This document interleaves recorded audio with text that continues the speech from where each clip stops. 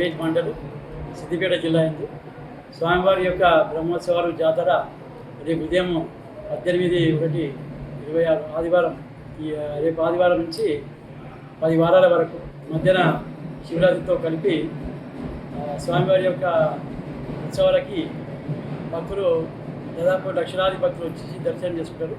వాళ్లకు క్యూ లైన్స్లలో తాగునీటి సదుపాయం ఏర్పాటు చేయడం, వాళ్ళు మంచిగా సురక్షితంగా దర్శనాలు చేసుకొని తీర్థప్రసాదం తీసుకొని వాళ్ళు గమ్యం చేరుకుంటారని చెప్పేసి మేము మీకు తెలియజేసుకుంటాం.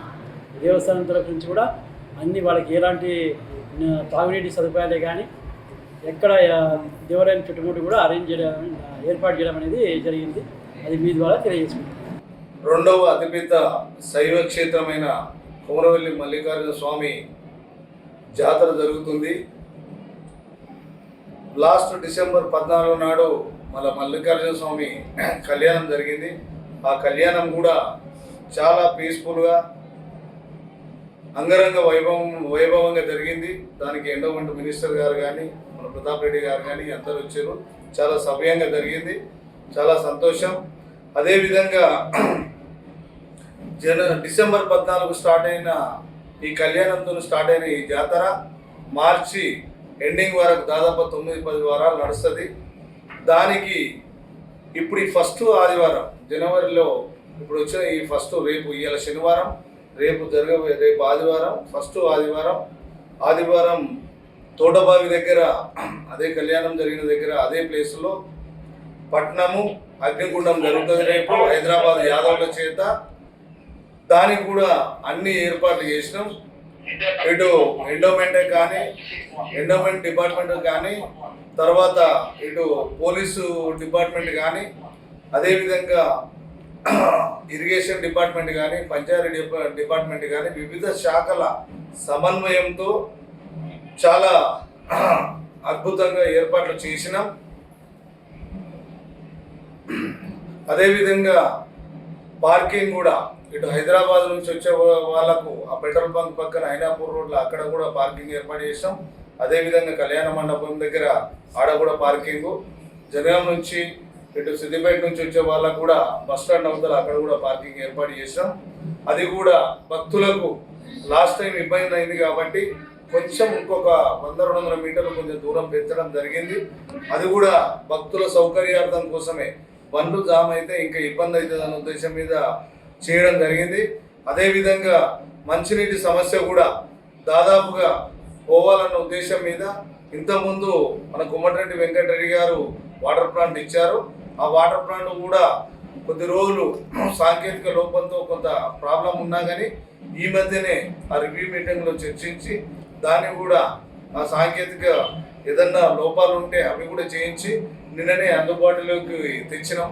అది కూడా ఫ్రీ డ్రింకింగ్ వాటరు.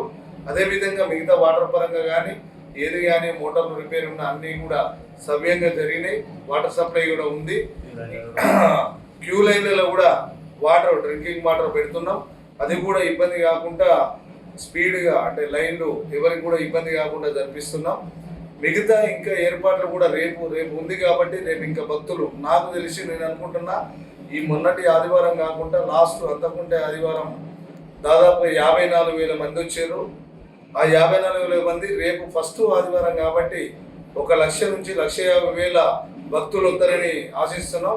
భక్తులు కూడా మన తెలంగాణ కాకుండా తెలంగాణ, ఆంధ్రప్రదేశ్, కర్ణాటక, ఒరిస్సా, ఛత్తీస్గఢ్ ఈ రాష్ట్రాల నుంచి కాకుండా మిగతా భారతదేశంలో ఇంకా కొన్ని రాష్ట్రాల నుంచి కూడా వస్తారు. వాళ్లకు వచ్చిన భక్తులకు సౌకర్యార్థం ఏ ఇబ్బంది కాకుండా చూసుకోవాలని నిరంతరం అందరం అన్ని శాఖలతో సమన్వయంతో ముందుకు పోతున్నాం.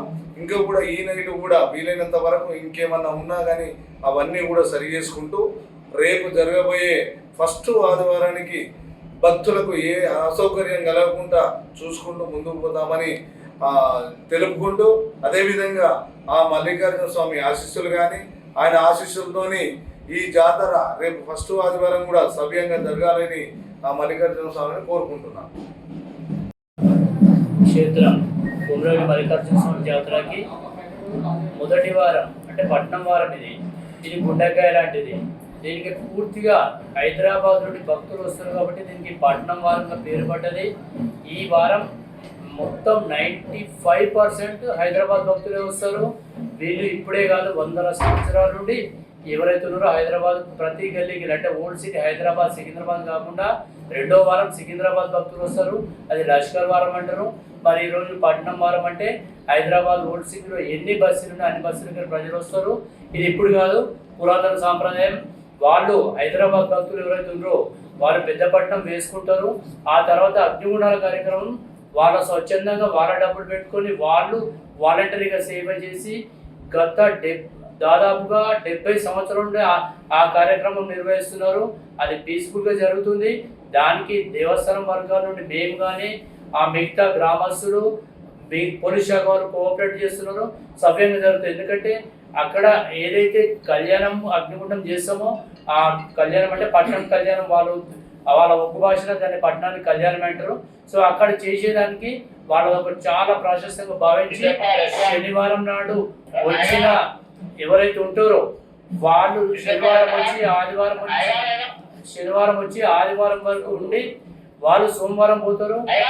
మరి వచ్చినప్పుడు ఆ సోమవారం వరకు వచ్చి ఈడ చాలా పవిత్రంగా ఉండి ఎటువంటి మాంసం కానీ మద్యం కానీ స్వీకరించకుండా ఇక్కడ అయిపోయినాక మరి మంగళవారం కుండపోచమ్మ జాతరకు పోతారు.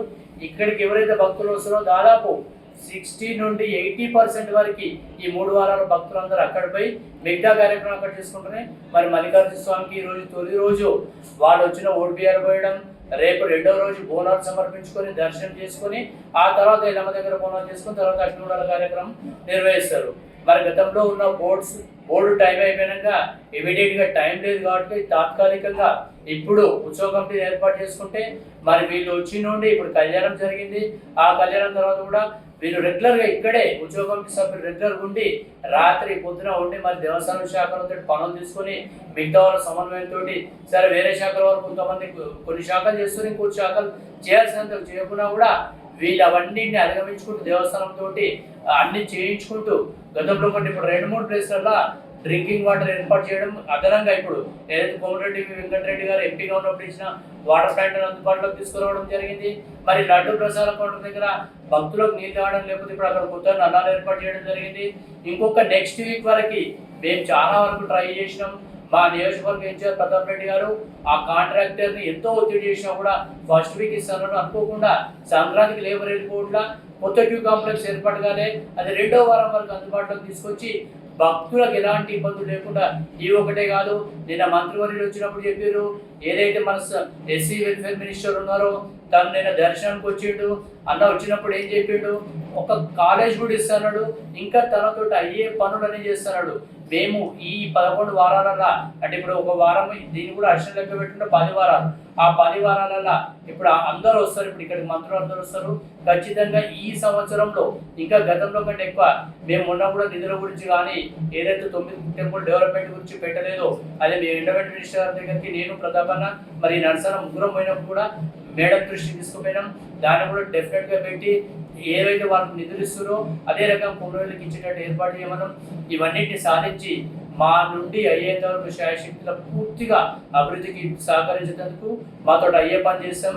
భక్తులకు ఒక విజ్ఞప్తి ఏంటంటే దయచేసి మీరంతా మీరుంటేనే జాతర, మీరు వస్తేనే జాతర. పోలీస్ వాళ్ళు ఒకవేళ ఎక్కడైనా మీకు దూరంలో ఆపి బండితో ఇబ్బంది అయినా అక్కడికి వెళ్ళి ఇక్కడికి వచ్చేందుకు ఆటోలు పెట్టినాం.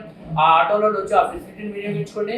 మీరు తప్పకుండా మీరు పూర్తి స్థాయిలో కోఆపరేట్ చేస్తేనే మేము జాతర నడపగలుగుతాం. మీరుంటేనే జాతర, మీరు వస్తేనే జాతర. కాబట్టి దయచేసి భక్తులంతా పూర్తిగా సహకరించాలని కోరుకుంటూ మీరందరూ సహకరిస్తే మేము మళ్ళీ ఇంకా ఇంకా మంచిగా చేస్తాం.